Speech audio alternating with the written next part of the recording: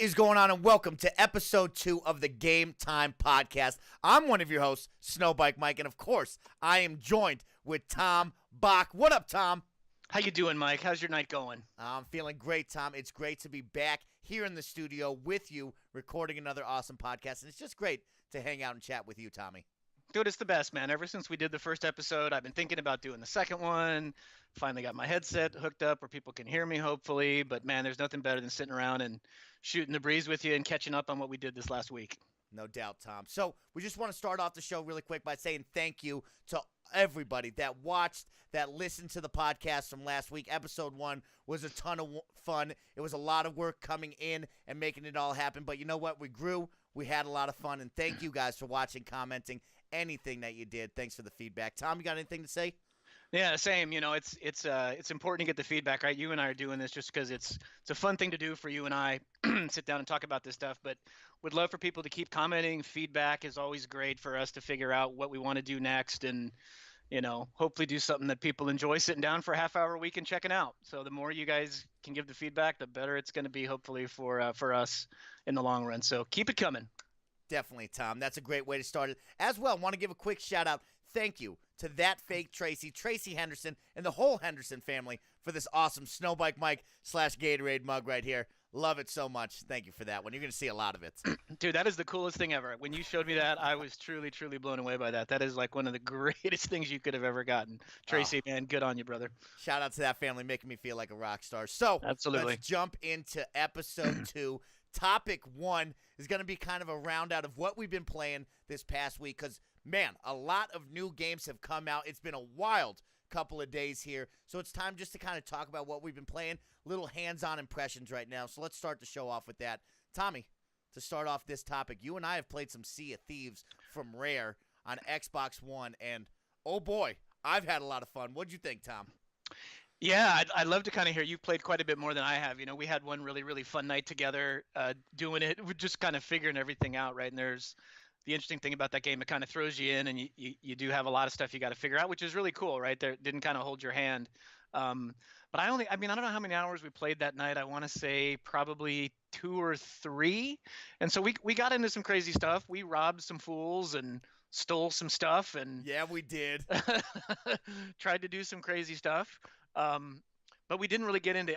I think as you played, you got a lot more into like some of the pirate or the skeleton raids and some of that stuff. So, man, what I'd love to know is what'd you think? Obviously, number one, but number two, was the appeal there to keep kind of grinding through it? Like, do you see the longevity of this game kind of sticking with you? Like, Great where do you question, see it going? Tom. Yeah. Good question. To start off with, I got to say, I really like it. I think the atmosphere, the water especially, is just beautiful, right? Those graphics, the whole map is really big. There's a lot of sailing going on. So I feel like there was sometimes some downtime kind of just sitting around the boat while you're sailing across. But, of course, you're hooked up with friends. You're searching for pirate booty. Nothing could be better than that. And really, when I thought about it, it's like, when we're in that team aspect of 4 people on the big boat, hoisting sails, maybe, taking water out of the bottom of the boat and putting boards over holes. That was a lot of fun. And then I switched over to single player, Tom, and I didn't have any fun at all. It was almost too much for one man to do, even on the small boat. A lot of people probably will say, no, Mike, I've done it. But, man, from the anchor to the sails to the wheel to figure out where I got to go, it was almost – I was over-encumbered as just a solo player. And then on top of that, I would go do maybe, hunt down one of the skull warriors' heads or go find a treasure chest. And it was like, man, this is a lot for one player to do, to defeat all these guys, maybe carry 2 skulls back to the boat, which I had to make 2 trips on. And then not only that, make it to an outpost and have to drop all that stuff up all by myself. It was almost kind of scary and nerve-wracking to do that, as opposed to when we were all together. We stole that crew's all their loot. We played as a fearsome foursome, and I felt like, man, we have enough hands on deck to do all this. Solo, man, that was tough, Tom. I don't know what I thought about that one. Yeah, so are you, because I don't know that I know, when you go solo, are there other squad? Oh, yeah. 4 people boats? You oh, my God. Still dropped into the world. And so you can still attack people. People are still attacking you. And it was just real tough to manage all that, plus the boats. But I got to say, as a whole, I really liked the game. I mean, love being able to play with my friends, up to 4 players. Wish it was a little bit bigger, to be honest with you, Tom. But, the world's really big. There's a lot to do. Some people are going to say, hey, I don't feel like there's enough to do, or maybe the progression system's not there. And on my mind, it's like, well, you got 3 different missions. You got, capture the different animals, whether it be the chickens, the pigs, the snakes, or you got the treasure loot where you go find the treasure chest, whether it be from a map or a riddle, and then you got to go hunt down the skull warriors, which are pretty cool, the skeleton warriors. And so I like those 3. On top of that, you also have the skull raids that you talked about, raiding down those fortresses. And those things, Tom, are a lot of fun. Hard. I mean, and they're hard they're too, right? difficult. And they got some cool mechanics on, like, it's not just, hey, go kill this fortress full of skeleton warriors. It's like, now all of a sudden these skeleton warriors dipped in gold come out, and you got to be smart enough to get water buckets, put water on them, rust them up, and then you actually have to shoot them to kill them. So it was like, an extra layer of gameplay I liked, and a whole lot of loot coming out of that. And then on the progression side, I've heard a lot of back and forth that people want more like kind of like a leveling system where you actually get better. But really, I looked at it as like, I like just the appearance only. You know what I mean? Like, you get 10 grand, you can go buy a jacket. You can buy, a cool blunderbuss that's all gold engraved. Instead of like, now all of a sudden I have a better sniper than you. I didn't like that idea. You know what I mean? I like the appearance only. Yeah, no, it would change the game dramatically if you could get things that were more than cosmetic. Like, I don't know how you could pull that off in a world like that, right? Like, if you could get a better ship, if you could get better guns. I mean, I'm sure they struggled with that because – so I finally saw a couple of the bigger reviews. I know Brandon Tyrell did one for IGN that came out, and that's kind of what he talked about was like, is that because it's all cosmetic, is it really going to be the grind to keep going, to get more gold, to do what? Just to get more cosmetic stuff? Yeah. Like, so – it'll be interesting to see kind of, because that was my impression of it was same as yours kind of overall. It was fun as hell with people. I don't know that I would ever play it solo. I can't imagine I would jump in and do that one solo, not just because I just can't imagine doing it all. Like, you got to go raise a sail. I mean, all the pieces that we were all doing as a foursome, that just almost seems like no fun. It just seems like work, right? Yeah. It's manning tough. a cannon. I mean, how could you man a cannon and steer in a it's mayhem. in a dogfight at the same time? Like, you couldn't do it. It was crazy. But dude, that game is freaking beautiful for a game of that art style. I think the thing that really caught me repeatedly, and I'm playing on a big 4K TV and all that, but man, it was like some of the lighting effects, the sunsets, the water in that game. I'm always fascinated by water in games. I don't know why. I always catch myself looking at how realistic the water is. Man, the water in that game is insane. Like, you genuinely feel like they did an unbelievable job, I think, with that. No doubt, Tom. The different colors of the water, then all of a sudden you're in a storm and you're bouncing on the waves. Super cool. And as well, it left a lot of room for like cool role playing. Like, I played with Cameron Abbott from the the Naughty Gamers and the Unsexist Comedian. You can follow him on Twitter. But we played together, and we actually role-played. We were making up fun jokes. We locked a guy in the brig, and it was a ton of fun playing with him and kind of role-playing that situation. So shout out to him for helping me. As well, my final note is like, I felt like there was plenty to do and keep me going. And also, I want to go fight that Kraken again. We actually had a moment with the Kraken. The tentacles came up, and we didn't know quite what to do, so we sailed away from it. But, I want to go face-to-face with the Kraken next time I play. I want to swim down there, try to go beak to nose with him and see what happens. But I liked Sea of Thieves overall. I'm glad that you enjoyed it. And another game we played this week, A Way Out. Me and Tom, we talked about this on episode 1. We called it Get Out. Of course, my correction on that one, my fault. It was A Way Out. We got to play that together. It was a big-time topic of the week, and we're going to talk with that one really quick. We had some hands-on impressions. Tom, what'd you think on that one? Yeah, and man, before we start, we got to talk about the crazy insanity snafu we had for the better part of a day and a half trying to get our games connected to one another, which was probably one of the more disappointing, watching everybody stream it and here you and I can't even play it because we can't freaking connect. So why don't you tell the story, because you probably tell it better than I can. That's a good call. We should set the scene. So, of course, it's release night. Everybody's been playing it. Twitch has been going off on it. It was the #1 viewed game on Twitch for a couple of hours there. But me and Tom, both bought a copy to support the developer and the game, but the game was also boasting a cool feature that not many games have ever boasted, to be honest with you, Tom, that I've ever seen. Nope. If you buy the game, you can send a free trial version of the game to a friend, and he or she can play the whole game with you. So me and Tom, we kind of jumped in it together. We thought we'd log in and play together. We got stuck on the main menu, invite a friend screen. I mean, Tom was there, I was there, we were fighting back and forth, and nothing happened. We got stuck in authenticating, and a dead circle just kept spinning, and we thought maybe it was one of us because we both bought the games. We're not allowed to do that, so Tom had to uninstall it. He reinstalled it. It still didn't work. Tom had to go to a different account that didn't own the game. I had to send him the trial version. We had to reinstall it, and it finally worked. So, of course, we had a little sour taste in our mouth to start, Tom. But I got to say, after that, wow. This game blew my pants off. What'd you think, Tom? Yeah, I was so impressed. Yeah, by the way, it was annoying as hell to not be able to play for so long for something that you'd think would be so simple. It's like just because we each bought a copy, we can't play. And to this day, I don't know if that was the actual problem, but I think it was. Man, I was blown away by it. I haven't finished it yet. I don't know, halfway through it. I was, first of all, the way that they did sort of just the cinematography of it, like a movie. Obviously, they're trying to kind of get that whole vibe. Man, I haven't seen a lot of games do that and pull it off that way. At least not where it wasn't jarring to go from gameplay to the cutscenes. I mean, it fit together really, really well. Tonally, it fit really well. The kind of the score, the music was really good. Like I caught myself getting really invested in it as we were going. There was some stuff you kind of had to suspend belief a little bit on, just because, like you and I were laughing during kind of the scene where they're trying to tear out the toilets in between their cells and like the guards wouldn't notice that they I mean, there's a couple things that are a little kind of janky from a storytelling standpoint, but man, they took a huge risk in that game. Again, will anybody be playing it in a couple of weeks?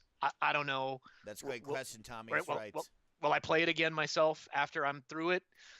I don't know. I mean, is there enough there to kind of make you go back and take a different path? I haven't seen too many like divergent storytelling stuff, but dude, what I have seen, I'm impressed with. I love when developers take a big chance like this on a game. I hope it does well for their sake, so we get more of this kind of game, because I think it's an important, like, dude, even my wife, who's not a gamer, would sit and watch that shit in all likelihood, because it was that interesting to me. That's kind of my take on it.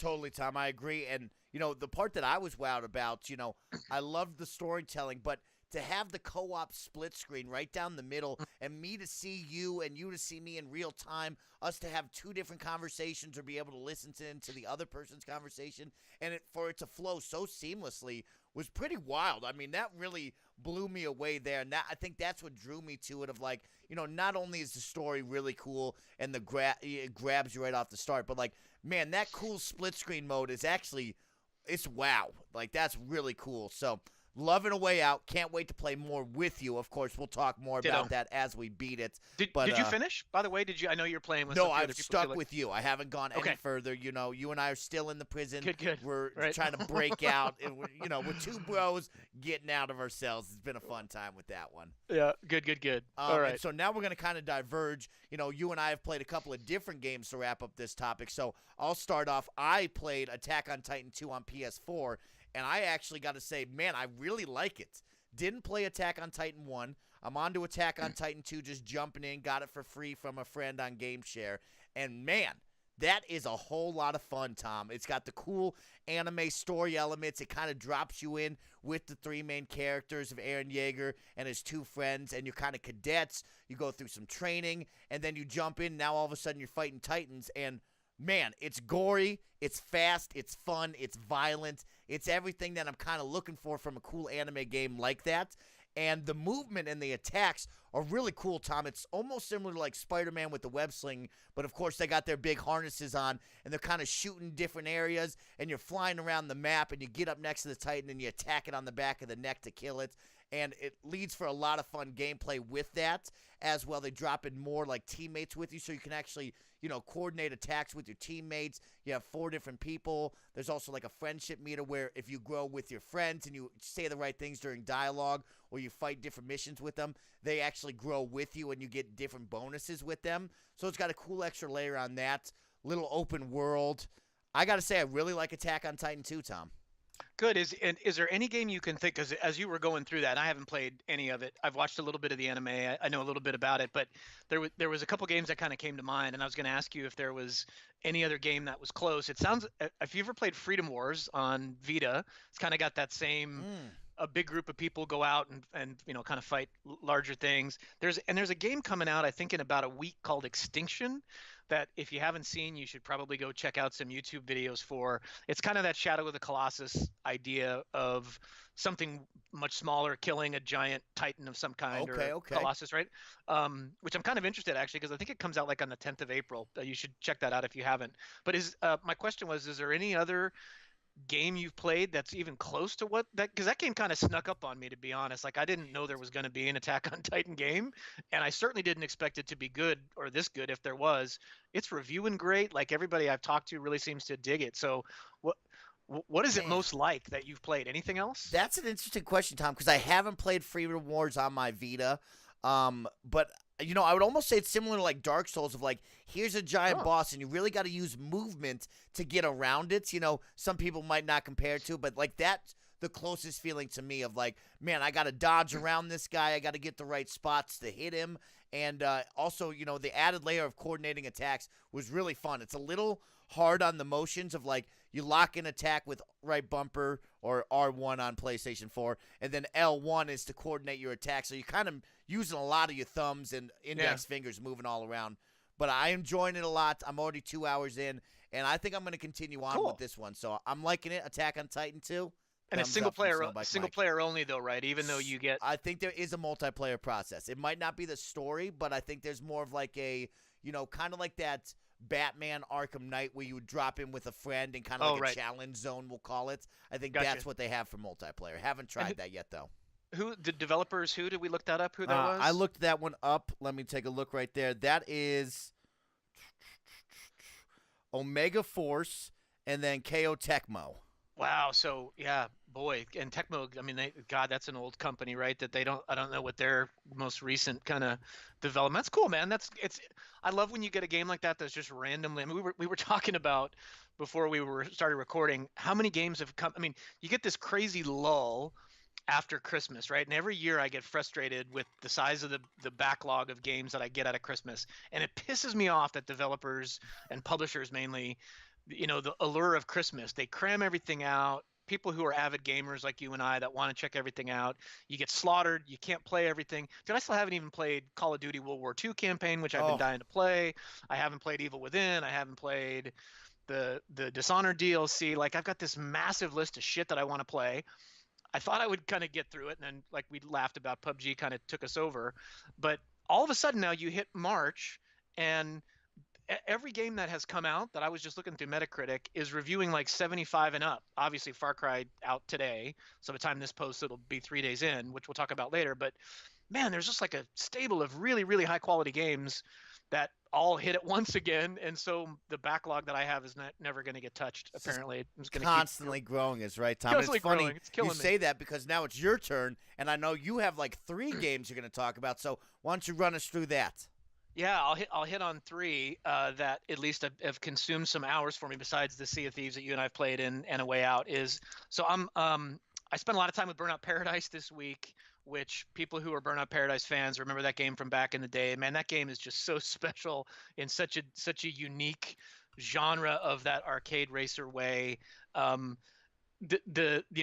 don't know how much you know about it if you've played much of the Burnout stuff, but it's kind of all about not only just arcade physics, but taking down other cars, right? The whole premise of that game really is about just knocking the shit out of everything around you, smashing cars into stuff.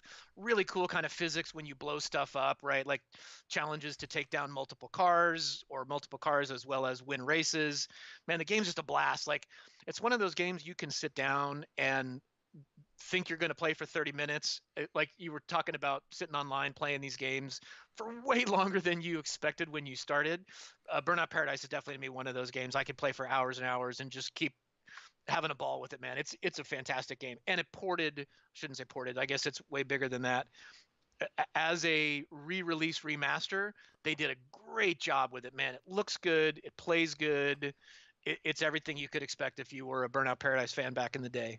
Man, you got me interested, Tom, because I actually own it on my Xbox, have not played it yet, have never played any Burnouts, but when you think of those arcade racers in my mind, I think of, like, Need for Speed comes to my mind of, like, not really Forza with the simulation of more like we're going crazy, we're driving fast, we got cool colored cars, but now you talking about, like, the destruction, that almost gets me on the edge of, like, Road Rash is what I think about. That's my kind of, like, destruction type racing game. So you got me sold on that one. I'm going to have to boot it up this week. Check it out. Dude, definitely check it out too, because and the other thing that they do a great job at, it's a huge city, and I mean not by kind of modern day standards, but for a racing game, it's a huge city, and a lot of they have all kinds. I mean, everywhere you go, there's a challenge, right? It's kind of like Far Cry in that sense. Is everywhere you look, there's something to do.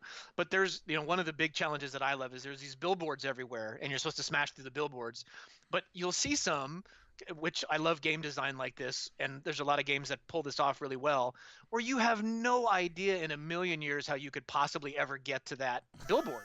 Like you have no clue. Like it's so high up or it's so far off, and it's something that, like, when you first start playing, you see it and go, really? There's no way. But then as you progress in the game, maybe you get a car that's a little bit faster, you explore a different area, and you're like, oh, okay, I see how you get there, right? And then it's like this repeated grind of making this 800-foot jump over a giant chasm. Like it's a hell of a lot of fun, man. You can't go wrong with it. And I'd love to kind of squat up and play some multiplayer, because there's some really cool multiplayer elements to that game too. So sounds cool. I know we got another multiplayer best friend out there, Super Killer Bunny, has offered to play it with me as well. So we'll have to squat up. Tell me about your other games you got, Tom. So three others, two I'll kind of hit briefly. I'm a big MLB The Show guy. I think that's one of the sports franchises I play every year. And as a weird side note, like I played baseball a ton as a kid, right? Played in high school, love baseball as a sport to play it, but I'm not an avid baseball watcher anymore. I grew up in New York, was a big Yankees fan, but I'm way bigger basketball, football fan. But when it comes to video games, man, baseball games to me are a hell of a lot of fun. And people who play that game know that game is probably, I mean, NBA 2K arguably is probably the most polished sports game that's out there. But man, MLB The Show is right there, nip and tuck, I think, when it comes to kind of quality of that game. Oh, it's amazing. It's crazy. It's amazing. It's unbelievable. No doubt. I support you on that one.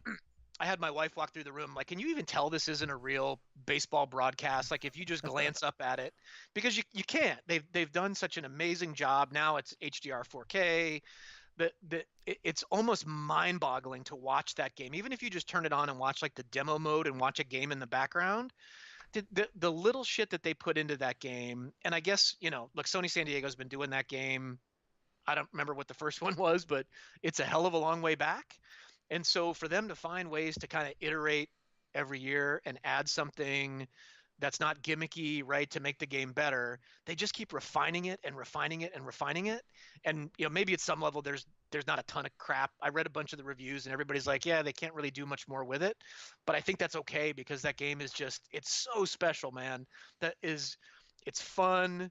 It's the little things that they have added in, player animations and crowd animations, and it's kind of that's one of those mind-boggling level games to me, that they can make a game that's that complicated and still that fun. So that's one I spent a ton of hours with this week too. I love that, Tom. I'm going to hold you up for a moment, because I'm a big MLB The Show fan, and actually, I'm an Xbox guy. We've talked about that on podcast episode 1, but You guys know there's no real baseball on Xbox. You got to go over to the PlayStation side to get a game of this caliber, of any sort of baseball level like this. And so this makes me want to turn on my my PlayStation a lot. And I used to have it back in the day a couple years ago with my PS Vita, RIP PS Vita, with the cross save of like you could play Road to the Show on your PS4, save it to the cloud, bang, I'm on the airplane, I'm driving down the road, I got my PS Vita in hand, and I'm still grinding my character. I'm still getting that MLB The Show experience on the go, which, man, I really wish that was still around, because that was one of the best year versions for me of being able to go back and forth and continue that grind on Road to the Show. Dude, I wonder what what's so cool about, and that Road to the Show is so awesome too, because even the simplest of things, that thing was so addicting, right? Just getting a base hit, getting a sack fly, getting a stolen base, like watching your character progress in that game. They just did such a good job kind of investing you to that character, to where it just wasn't a bunch of meaningless, mindless, games that you were playing. Man, I'm a huge fan of that series. I think they've just done a great job with it. It's really good. I always made Kenny Powers from Eastbound and Down on HBO. I Course. always played as Kenny Powers. It was the best. Big mullet. It's perfect. You got to do it. You got to do it. Round us out, Tom. What else you got? Yeah, two quick ones I'll hit on, and I tweeted a bunch about Bayonetta. Man, that game Platinum is that is the wackiest. What is your Bayonetta? Have you played any Bayonetta at all? Zero Bayonetta knowledge or back. I have no idea what you're talking about. Okay. I've seen it, but I've never played it. It's the wackiest, like the shit that they come up with in that game, as far as like the set pieces of where you're fighting. Like you'll fight on the back of a freaking F-16. Like you really can't explain how crazy that game really is. And it's sort of like the I think of like a Bloodborne or a Dark Souls. It's a weird comparison, but the detail that they create, some of the monsters and the characters in that, sometimes, like, the people who come up with this shit are pretty twisted, right? When seriously, I mean, look at some of the especially like Bloodborne bosses and stuff, man. There's some wacky stuff that comes out of people's heads.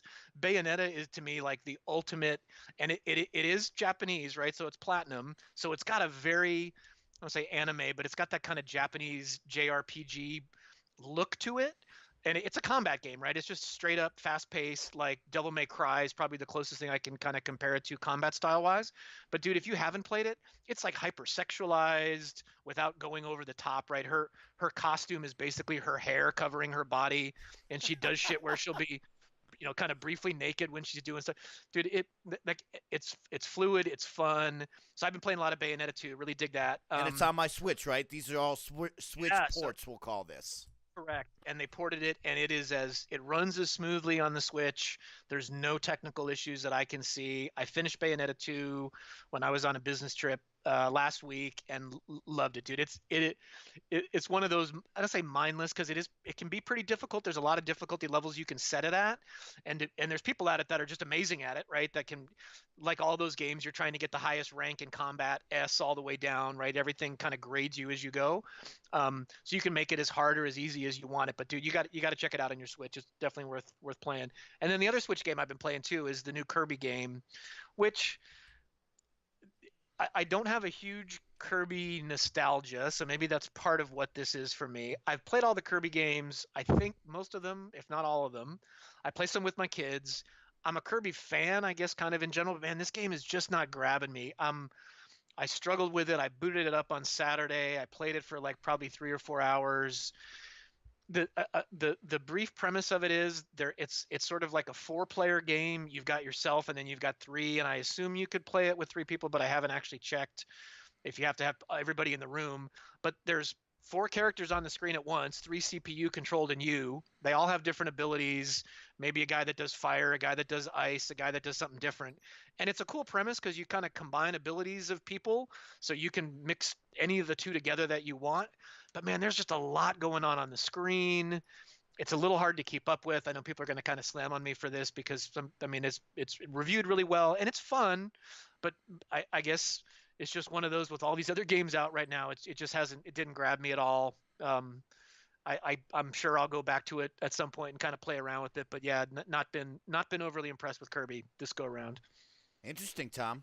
All right. Well, that rounds out topic number 1 of what have we been playing and kind of our impressions of a big week in gaming. Of course, we didn't touch on Far Cry 5. It just released today. We will get to that next episode, so we'll talk on that more later on in the show. But let's jump into topic number 2. If you listen to episode 1, me and Tom's passions are video games and sports, and we wanted to just make a little podcast about those passions and sharing moments like this together. So topic 2 is going to be a sports topic. It's going to be a quick, easy one, and it's going to be a silly one. So to start off our sports conversation throughout the upcoming episodes, let's start off with the first one. James Harden's beard. Tom, I want to know Yes. all about it. I want to talk about It's gotta be how discussed. crazy big it is. Does it smell? Is it awesome? It's Is it fucking fluffy? awful. Is it smooth? Is it clean? Does it smell good? Does he get the No. ladies? James No. Harden, I need to know everything, bro.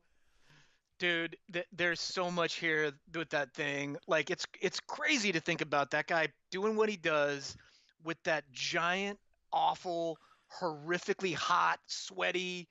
That thing's a mess. Like I'm baffled that guy does that. Baffled by it. It's got to be discussed. You don't know James Harden. I'm going to put an image up. James Harden this year is most likely going to be the MVP of the NBA. There's no doubt about it. He plays at a phenomenal level, and he's got a giant beard, and it's like, how does he do this night in and night out, not scratch with the ball all the time? But I looked up a couple of fun facts about it, Tom, that I want to share with you and the audience out there. Lay it on There was me. a great video with him and another guy from the NBA starters who did this, who has also a giant beard. So James Harden says he hasn't seen himself clean-shaven since high school. Really quick, want to put this in perspective for you. James Harden is currently 28 years old. So that means we're talking 10-plus years of not seeing a clean-shaven James Harden. I'll put a photo up of that. Number 2, James Harden has not seen his chin since Sure. See none of it. It's all covered. He doesn't remember the last time he's seen his chin, he says. Oh my Lord. As well, he says only his barber trims it. He doesn't trim it himself because he's afraid he might ruin it. So only the barber can touch it. He doesn't use any oils, any creams. It's all natural, Tommy. As well, one final fun fact. James Harden's beard is so awesome that Trolley Gummy Bears has created the James Harden beard gummies where you can have sour beards with your kids. No, like you like hang them off your face and eat them or something? They're just little gummies like gummy bears, Oh, and they're just his beards. So check that out. He's got his own sour beard line. Dude, and here's what I want to know. I mean, this is a genuine question. At what point so if he was doing that in high school, right? At what point did he go, you know what? This is going to be my thing. Right? I'm going to keep this beard. I'm going to let it go. Because, dude, there's no way. It's like, remember when Rip Hamilton used to wear the frickin' mask, right? Yep. Even when he didn't need it, like, and he admitted, after his nose healed up, that he was fine, but he got so used to playing with that stupid giant hot piece of plastic on his face. Oh, Jesus. Right, dude, he did. He wore it his whole career. He didn't need to wear it. He wore it just because he was used to it. Dude, I can't believe that Harden made the conscious decision to say, this is what I'm going to do. Because it's got to be hot. It's got to be sweaty. It's got to be awful to play and run around in that thing. Terrible. Oh, my gosh, Tommy. Coming from one Cleveland Shane guy, you got the beard going on, but not even close to James Harden level. Just amazing stuff. And I only playing have at this an in the MVP winter. level. I only have it in the winter. That's it. I started in December, and it's gone by it'll be gone in a month. James Harden, if you ever watch the Game Time podcast, let me know. Let me talk to you about your strong beard game. All right, Tommy. Does he wash it, dude? Do you think he puts like shampoo? I mean, do you treat it like hair? Does he literally like wash it? Is he putting Old Spice in it? We need to know. These are burning questions about your beard game, James Harden. I need to know them. It's the worst. Let's wrap up this show with a quick, easy one. Topic number 3, our final topic of the podcast, is going to be about Far Cry 5. And we haven't played it yet. It just came out today. But, Tom, I want to ask you, since we haven't played it, we don't have any impressions, how about you give me some fun Far Cry memories that get you excited for this series itself, get you excited to play this new entry into the game? Yeah, man. In fact, there's a funny video that if there's a way to get it into this video or link it or something that is kind of one of my favorites. But before I go, that is the best thing to me about Far Cry, I think, is the organic nature of just what could happen, right? Which is in this amazing toolbox and this giant playground that they made for you to do anything and everything. And I mean, a lot like Zelda and those other games, right? They just give you the tools and you kind of go. I'm always baffled by how much there really is to do that can just happen that I don't even know that the developers knew could happen, right? So the story that I'll tell, if we can get the video too, so it's in Far Cry 4, which I spent way too many hours in. In fact, dude, I don't know that I finished Far Cry 4, but I probably put 100 hours or more into it. I don't think I finished the story because I always got sidetracked doing some other shit, right? Which you tend to do. But there's a great video of there was a couple different kinds of eagles in Far Cry 4, if I remember, and there was all those goats everywhere, right? And there's a great video of I was just playing single player one day, and I don't know, I was farting around with my inventory, and out of the blue, this eagle comes down, picks up a goat, carries the goat away. Like, where's it going with it? First of all, like, what's it doing? It didn't kill it. It picks it up by its talons, flies away with it, and I'm rocking some, assault rifle or something at the time, and I'm just following the thing with the scope, right? And at some point, I think my daughter was in the room. She's like, shoot it down. And so I end up shooting the thing when it's a good, I don't know, 100 feet off the ground, and the goat just drops down to the ground and walks off like he's totally fine, like nothing at all had happened. And so, of course, I game clipped it and recorded it, and it was just the perfect Far Cry moment, right? Of all the crazy, stupid things that happen in Far Cry, wingsuiting in and blowing shit up. And I've seen a lot of great videos of planes crashing on Far Cry 5 now. That gets me excited for it.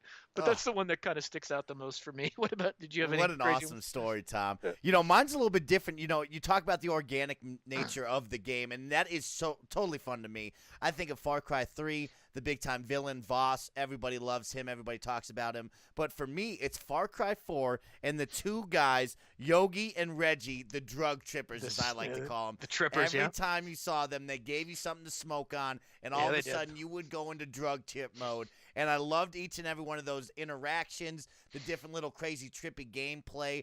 I had a lot of fun with that. And, those are the fun parts of the game that makes me smile. And I'm really excited for this entry into the series, coming to America, crazy cult leader, Montana, farmland, mountain region. It's going to be a lot of fun. This is going to be an interesting time. So super excited for that, and make sure to keep it locked for episode 3, where I know next me and Tom will talk about Far Cry 5. Many hours will be logged in that game, I think, here in the next week for next week's podcast. I can't wait to dive into that thing. It'll be great. And that wraps up episode number 2 of the Game Time Podcast. I'm one of your hosts, Snowbike Mike, and of course, I am always joined with my dude, my partner in crime, Tom Bach. Let the people know where they can find you, Tom Bach, as you say goodbye. Find me on Twitter at Galunga, where hopefully what I'm tweeting out is actually somewhat interesting every now and again. I have a good thought through my head every once in a while, hopefully, but that's it. I love it. And, of course, I'm one of your hosts, Snowbike Mike. You can find me at Snowbike Mike on Instagram and Twitter. Go check out my Twitch page, where I'm streaming 5 nights a week with Tom Bach and a lot of you other best friends at twitch.tv/Snowbike Mike. Thank you, everybody, for tuning in. This has been episode 2 of the Game Time Podcast. Gamers, go out there and play some games. See you, everybody. See you guys.